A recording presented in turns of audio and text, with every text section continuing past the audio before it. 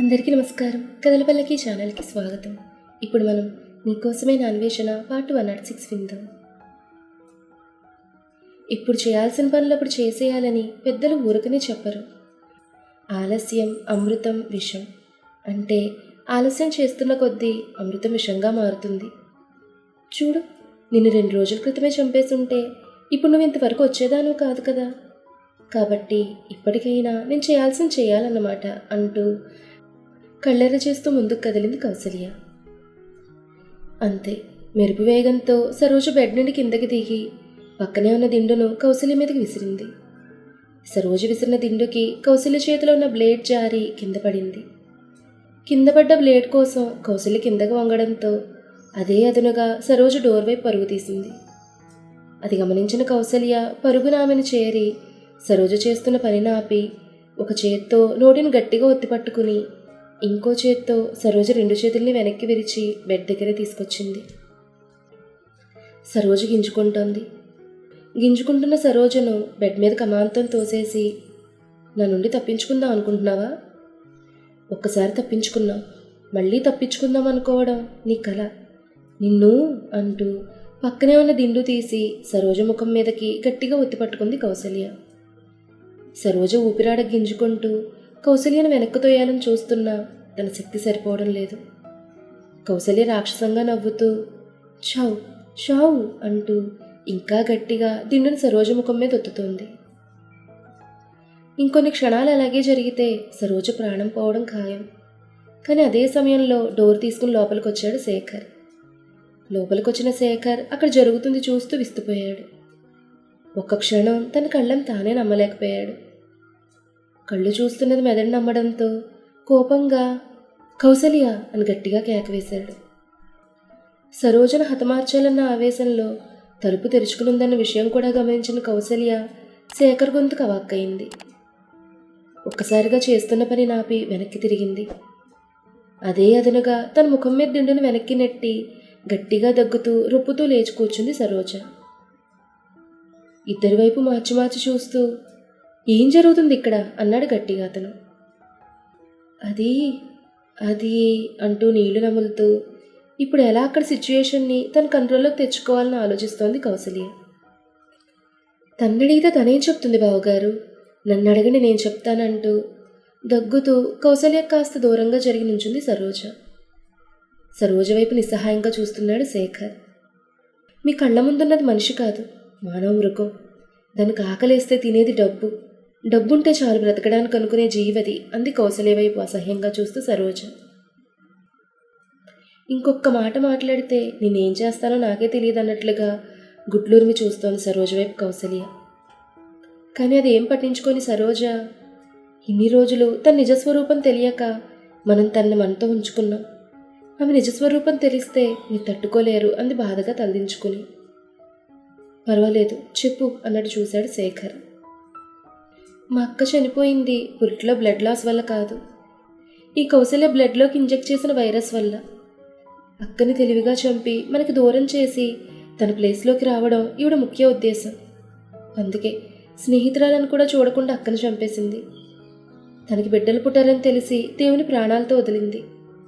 కానీ తర్వాత తనకు అమర పుట్టాక దేవుని చంపాలని చూసింది. అతని కోసం ఎదురు చూసి దేవుకి యాక్సిడెంట్ చేయించింది. కానీ లక్కీగా దేవు ప్రాణాలతో మనకు మిగిలాడు. అక్కడితో ఊరుకోలేదు ఈవిడ గారు. పెళ్ళైతే దేవుకి ఆస్తి మీద పూర్తి హక్కు వస్తుంది. అప్పుడు దేవుడ్డు తొలగించి ఆస్తి అంతటిని తన గుప్పెట్లో పెట్టుకోవాలనుకుని సమీరతో దేవు పెళ్లి చేసింది. కథ అడ్డం తిరిగి ఆస్తి అంతటిని దేవు అందరి పేరు మీద రాసేసరికి ఉక్రోషం తట్టుకోలేక దేవు పతనాన్ని కోరుకుంది. అనుకున్నదే తడవుగా నవ్యం రంగంలోకి దింపింది. తను కోరుకున్నదే జరిగింది. సమీర దేవుకు దూరమైంది. అది చూసి రాక్షసానందం పొందింది ఈవిడ. కనంతటితో తృప్తి చెందక సమీరను హత్య చేసి దేవుకి పూర్తిగా ఆమెను దూరం చేయాలని తలచి నవ్యతో కలిసి ఇక్కడికి వచ్చింది. కానీ దురదృష్టవశాత్తు నవ్య సమీరను చంపలేకపోయింది. కానీ ఆ ప్రాసెస్లో సమీర వల్ల నవ్య కింద పడిపోయింది. కింద పడి కొన ప్రాణాలతో కొట్టుకుంటున్న నవ్యను సరైన సమయంలో హాస్పిటల్లో జాయిన్ చేసుంటే బ్రతికేదేమో. కానీ ఈ నీచురాలు అతి క్రూరంగా రాయితో నవ్యతలను పగలగొట్టి ఆమె ప్రాణాలు తీసి ఆ హత్యను సమీర్ మీద తోసేసింది. ఈ విషయాలన్నీ నాకు తెలిసాయని నన్ను 2 రోజులుగా బంధించి ఉంచింది. అంతేకాదు, రౌడీలతో నా ప్రాణాలు తీయించాలనుకుంది. అదీ కుదరక ఇలా ఇప్పుడు నా ప్రాణాలు తానే స్వయంగా తీస్తోందంది, ముఖాన్ని చేతుల్లోకి తీసుకుని ఏడుస్తూ. సరోజ చెప్తుందంతా వింటున్న శేఖర్కి కళ్ళు తిరుగుతున్నాయి. ఇన్ని రోజులు ప్రేమదేవత అనుకున్న కౌసల్య ఒక్కసారిగా రాక్షసులా కనపడుతోంది. తన భార్యను పొట్టన పెట్టుకుని తను పెళ్లి చేసుకుందనే నిజాన్ని మెదడు నమ్మలేకపోతోంది. అంతేకాదు, దేవుంటే అంత ప్రేమను చూపించే కౌసల్య దేవుని చంపడాన్ని చూసింది. ఇంకా దేవు పతనాన్ని కోరుకుందంటే అసలు యాక్సెప్ట్ చేయడం లేదు అతని మనసు. అందుకే అయోమయంగా ఇద్దరి వైపు చూస్తున్నాడు శేఖర్. అదే అదనుగా, ఏమండి, తన మాటలు నమ్మకండి, తను అన్ని అబద్ధాలు చెప్తోంది. తను చెప్పినట్టు నేనేమీ అలా చేయలేదు, నాకేం తెలియదు అంది నంగనాచులా ఏడుపు నటిస్తూ కౌసల్య. ఒక్క క్షణం కౌసల్య ముఖం వైపు చూసిన శేఖర్కి సరోజ చెప్పినవన్నీ అబద్ధాలుగా తోచాయి. కానీ సరోజ ఎందుకు అబద్ధం చెప్తుంది? పైగా ఇందాక తన కళ్ళతో చూశాడు. కౌసల్య సరోజను చంపాలనుకోవడం అంటూ పరిపరి విధాలుగా ఆలోచిస్తుండగా, దీని ప్రాణాలతో వదిలితే నా గురించి ఇలాగే తప్పుడు ప్రచారం చేస్తుందంటూ సరోజ మీదకి పిచ్చిపట్టిన సైకోలా వెళ్ళింది కౌసల్య. వెంటనే కౌసల్య అని మళ్ళీ గట్టిగా అరిచాడు శేఖర్. కౌసల్య తన మీదకొస్తుంటే సరోజ భయంగా దూరం జరుగుతోంది. శేఖర్ అరుపుకి ఒక క్షణం ఆగి వెనక్కి తిరిగి చూసి, మీకు తెలియదు శేఖర్, ఈ సరోజ నన్ను తప్పుగా ప్రొజెక్ట్ చేయాలని చూస్తోంది అంది ఏడుస్తూ. నిన్నలా తప్పుగా ప్రొజెక్ట్ చేస్తే నాకొచ్చేది ఏముంది కౌసల్య అంది సరోజ పొగరుగా ఆమె వైపు చూస్తూ. ఆ మాటకు తడుముకోకుండా వెంటనే, నన్ను నా కుటుంబాన్ని దూరం చేసి నువ్వు ఇంటి పెత్తనం చేజిక్కించుకోవాలని అనుకుంటున్నావు. నీకు నన్ను చూస్తే కుళ్ళు, ఎందుకంటే నేను ఇంటి పెద్ద కోడలు కాబట్టి. అందరూ నీకన్నా నాకే ఎక్కువ విలువిస్తారు కాబట్టి అంది కౌసల్య. కౌసల్య స్పాంటేనియస్ సమాధానానికి సరోజ ఆశ్చర్యపోకుండా ఉండలేకపోయింది. కౌసల్య చెప్పింది నిజమా అన్నట్టుగా చూశాడు శేఖర్ సరోజ వైపు. బావగారు, మీరు తన మాటలు ఇంకా నమ్ముతున్నారా? ఒక్కసారి కళ్ళు తెరిచి నేను చెప్పిన వాటి గురించి ఆలోచించండి, అన్నీ మీకే అర్థమవుతాయి అంది సరోజ శేఖర్ వైపు చూస్తూ.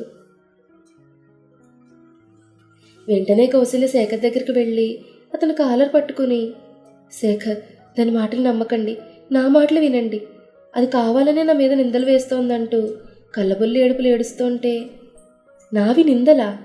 కాదు, పచ్చి నిజాలు. బావగారు, మీకు నా మాటల మీద నమ్మకం లేకపోతే నివేదితను పిలిచి అడగండి, తనే ఈ కౌసల్య నిజస్వరూపం చెప్తుంది. ఇదేం చేసినా తనకన్నీ చెప్పే తీరుతుందని సరోజ కౌసల్య వైపు కళ్ళు చిన్నవి చేసి చూస్తూ. ఆ మాటకి ఎందుకో సరోజ చెప్పినవన్నీ నిజాలే అనిపిస్తుంటే కౌసల్య చేతిలో ఉన్న తన షర్ట్ కాలర్ని వదిలించుకుని 2 అడుగులు వెనక్కి వేశాడు శేఖర్. శేఖర్ తన మాటలు నమ్మడం లేదని అర్థం చేసుకున్న కౌసల్య దీనంతటికీ కారణం సరోజే అని కోపంతో ఊకిపోతూ చుట్టూ చూస్తూ బెడ్ పక్కన పడున్న కత్తి తీసుకుని సరోజను పొడవడానికి ఆమె మీదకి వెళ్తూ, ఈరోజు నీ రక్తం కళ్ళ చూడడం ఖాయం అంది. అంతే, సరోజ చేతిని పట్టుకుని పక్కకు లాగాడు అమర్. అమర్ని చూస్తూనే, నాన్న నువ్వు అంద ఆందోళనగా కౌసల్య. అవునమ్మా, నేనే నీ కొడుకు అమర్ని. ఆలస్యం చేయడం ఎందుకు? ఆ కత్తితో నన్ను పొడువు, నీకు కావాల్సింది రక్తం కళ్ళ చూడడమేగా, ఎవరి రక్తం అయితే ఏంటి అన్నాడు విరక్తిగా నవ్వుతూ అమర్. బాబు అమర్ అంటూ చేతిలో ఉన్న కత్తిని కౌసల్య పక్కన పడేసింది. ఏంటమ్మా ఇది అన్నాడు బాధగా ఆమె వైపే చూస్తూ అమర్. అది నేను అంటూ ఏదో చెప్పాలని ట్రై చేస్తున్న ఆమెను ఆపమని చేయి చూపుతూ, అందరి తల్లుల్లాగే ఇదంతా నా కోసం చేస్తున్నాను మాత్రం చెప్పకు, విని తట్టుకునే ఓపిక నాకు లేదు అన్నాడు బాధగా కనురెప్పలు వాలుస్తూ. అమర్ అంది బాధగా కౌసల్య. నేను ఇదంతా చేయమని అడిగానా? లేదుగా, ఎందుకు ఇదంతా చేయడం అని, ఎందుకమ్మా ఇదంతా చేస్తున్నావు అంటూ కళ్ళ వెంట నీళ్లు కార్చాడు అమర్. అది కాదమర్ అంటూ ఆమె చెప్పాలనుకుంటున్నా వినకుండా, ఈమెను తీసుకెళ్ళండి ఇన్స్పెక్టర్ అన్నాడు వెనకే ఉన్న పోలీసుల వైపు చూస్తూ అమర్. ఇంతకీ జరిగింది ఏంటంటే, సరోజని కిడ్నాప్ చేసి ఆమెను బంధించారని తెలిసిన దగ్గర నుండి ఇదంతా ఎవరెందుకు చేస్తున్నారో అన్న అనుమానం కలిగిన అమర్ సరోజ ఉన్న హాస్పిటల్ రూమ్లో సీక్రెట్ కెమెరా పెట్టించాడు. దాని ద్వారా అక్కడ జరుగుతుందంతా తెలుసుకున్న అతను ముందు తన తల్లి నిజస్వరూపం తెలుసుకుని బాధతో కృషించిపోయాడు. కానీ తన తక్షణ కర్తవ్యం గుర్తొచ్చి హాస్పిటల్కి బయలుదేరాడు. అలా సరోజను కౌసల్య ఏమీ చెయ్యకముందే ఆమె ప్రాణాలు కాపాడి ముందుగా పోలీసులకు ఇన్ఫార్మ్ చేయడంతో అక్కడికి వచ్చిన వారికి కౌసల్యని అప్పచెప్పాడు అమర్. కన్న కొడుగే తన పోలీసులకు అప్పచెప్తుంటే కన్నీళ్లతో అమర్ వైపు చూసి, నేను ఇదంతా చేయలేదు, నన్ను నమ్ము అంటూ ఇంకా వాళ్ళని నమ్మించడానికి ట్రై చేస్తోంది కౌసల్య. ఇంత జరిగినా ఆమె నిజస్వరూపం కళ్ళ ముందు కనపడుతున్నా ఇంకా వాళ్ళని మభ్యపెట్టడానికి చూస్తున్న ఆమె వైపు అసహ్యంగా ఒక చూపు చూసి ఆమె తన కన్న తల్లిని గుర్తొచ్చి తను తాను అసహ్యించుకుంటున్నాడు అమర్. అది గమనించిన శేఖర్, నువ్వు నా కొడుకు నాన్న అన్నాడు అమర్ని దగ్గరే తీసుకుని. తండ్రి చుట్టూ చేతులు వేసి హత్తుకుని, నన్ను క్షమించండి నాన్న అన్నాడు బాధగా అమర్. ఇందులో నిన్ను క్షమించవలసింది ఏం లేదు, తప్పు చేసిందంతా కౌసల్య, ఇందులో నీ తప్పైతే ఏం లేదు. అయినా తన్ని కన్నతల్లని తెలిసినా కూడా నిజం వైపు నిలబడి ఆమెను చట్టానికి పట్టించిన నువ్వు నిజంగా నా కొడుకవ్వడం నాకు చాలా సంతోషంగా ఉందన్నాడు శేఖర్. అవును కన్నా, ఇందులో నీ తప్పేం లేదు, నువ్వెందుకు క్షమాపణలు అడగడం అంది సరోజ. సరోజ వైపు చూసి చిన్నగా నవ్వూరుకున్నాడు అమర్. నా తప్పేం లేదు, నన్ను వదలండి అంటూ కౌసల్య గింజుకుంటున్నా పోలీసులు ఆమెను అరెస్ట్ చేసి అక్కడి నుంచి తీసుకెళ్ళిపోయారు. అక్కడ జరిగిందంతా తెలుసుకున్న కుటుంబ సభ్యులు హుటాహుటిన హాస్పిటల్కి చేరుకున్నారు. సరోజ ప్రాణాలతో ఉన్నందుకు ఆనందపడాలో లేక ఇన్ని అనర్థాలకు మూల కారణం కౌసల్యను బాధపడాలో తెలియక అందరూ సైలెంట్ అయిపోయారు. అక్కడికి వచ్చిన దేవ్ కౌసల్య నిజస్వరూపం, ఆమె చేసిన కుట్ర అంతా తెలుసుకుని అమర్ పరిస్థితిని అంచనా వేస్తూ అతని దగ్గరికి వెళ్ళి, నువ్వు దేని గురించి ఆలోచించకు సరేనా అన్నాడు వెన్నుతడుతూ. అని ఊరుకున్నాడు అమర్. కానీ తన మనసులో మాత్రం గిల్టీ ఫీలింగ్ అలానే ఉండిపోయింది. సరోజ్కి ఇప్పుడు బాగానే ఉండడంతో ఆమెను తీసుకుని అందరూ మైఖేల్ ఇంటికి బయలుదేరారు. ఇంటికొచ్చిన అమర్ గదిలోకి రాగానే బాధగా ముఖాన్ని చేతుల్లోకి తీసుకుని పెద్దగా అరుస్తూ ఏడవడం స్టార్ట్ చేశాడు. అతని మానసిక పరిస్థితిని ముందే అంచనా వేసిన మధు ఒక్కసారిగా అమ్మని పొదివి పట్టుకుని అతన్ని కన్సోల్ చేస్తోంది. అతని బాధ వర్ణనాతీతం. ఇన్ని రోజులు దేవతనుకున్న తల్లి ఒక్కసారిగా దెయ్యమని తెలిసి పసిపిల్లాడిలా తల్లడిల్లిపోతున్నాడు. తన తల్లి మూలంగా దేవు తన తల్లిని కోల్పోయాడని గుర్తొస్తుంటే ఇంకా బాధ ఎక్కువవుతోంది అమర్కి. అంతేకాకుండా తనకు ఆస్తిని కూడబెట్టాలనే ఆశతో తన తల్లి ఇంత చేసిందంటే తన మీద తనకే అసహ్యం వేస్తోంది. ఇంకా సమీర జైల్లో ఉండడానికి కూడా తన తల్లే కారణమని తెలిసి కుమిలికుమిలి ఏడుస్తున్నాడు అమర్. అతని బాధ తగ్గించేది కాకపోయినా తన వంతు ప్రయత్నం చేస్తోంది మధు. ఇంట్లో అందరూ కౌసల్య ఎలా చేసిందని తెలిసినా పెద్దగా ఆశ్చర్యపోలేదు. కారణం ఈ మధ్య ఆమె గురించి తమకి కాస్తో కోస్తో నిజాలు తెలుస్తున్నాయి కాబట్టి. కానీ కౌసల్య నిజస్వరూపం తెలుసుకున్న అమర్ ఏమైపోతాడో అన్న బాధే వాళ్ళు కుదిపేస్తుంది. కౌసల్య చేసిన కుతంత్రాలు తెలుసుకున్న సమీర ముందు బాధపడినా జరిగిందేదో జరిగింది, ఇప్పుడు ఆమె దొరికిపోయింది కాబట్టి తను బయటకు రావడం ఖచ్చితమని తెలుసుకుని ఆనందానికి లోనైంది. కోర్టు ఇచ్చిన 2 రోజుల గడువు ముగిసింది. అందరూ కోర్టుకు హాజరయ్యారు. ఎట్టకేలకు లాయర్ తెలియకుండానే చెప్పిన అబద్ధం నిజమైంది. సరోజకి నవ్య హత్య గురించి నిజం తెలుసనేది కోర్టుకి సబ్మిట్ చేశాడు. ఒక బోన్లో సమీర, ఇంకో బోన్లో కౌసల్య నిలబడున్నారు. కుటుంబ సభ్యులంతా కోర్టు హాల్లో కూర్చునున్నారు. కౌసల్య ముఖంలో తప్పు చేశానన్న పశ్చాత్తాపం కొంచెం కూడా లేదు. పైగా తను ఏ తప్పు చేయలేదు, ఒకవేళ చేసినా అదేం పెద్ద తప్పే కాదన్నట్టుగా నిలబడి అందరి వైపు చూస్తోందామె. అమర్ కౌసల్య వైపు కనీసం చూడనైనా చూడలేదు. ముఖాన్ని వేరే పక్క తిప్పుకుని నిలబడున్నాడు. అది చూసిన కౌసల్య దీనంతటికీ కారణం దేవ్, సమీర ఇంకా సరోజను అనుకుంటూ వాళ్ళ వైపు కోపంగా కళ్ళెర చేసి చూస్తోంది. అంతలో కోర్టులోకి వచ్చిన జడ్జ్ అందరి వైపు ఒకసారి చూసి అందరినీ విష్ చేసి వెళ్ళి తన కుర్చీలో కూర్చుని వాదన మొదలు పెట్టమని సైగ చేశాడు. జడ్జి మొదలు పెట్టమని సైగ చేయగానే దేవు లాయర్ కోర్టు సరిచేసుకుని, మైలా మొన్న నేను చెప్పినట్టే నా క్లయింట్ అయిన సమీర హత్య చేయలేదనే నిజాన్ని చెప్పడానికి మీ ముందు ఒక సాక్షి నిలబడి ఉన్నారు. మీరు అనుమతిస్తే అంటూ సరోజ వైపు చూపించాడు.